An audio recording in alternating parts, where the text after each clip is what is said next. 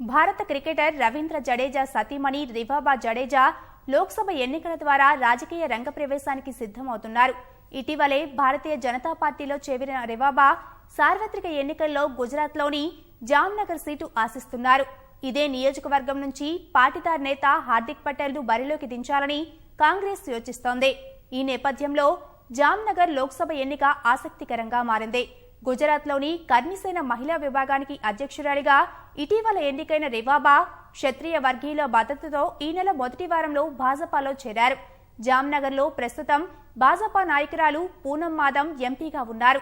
2014 సార్వత్రిక ఎన్నికల్లో పూనం ప్రముఖ కాంగ్రెస్ నేత తన బంధువైన విక్రమ్ మాదంపై విజయం సాధించారు.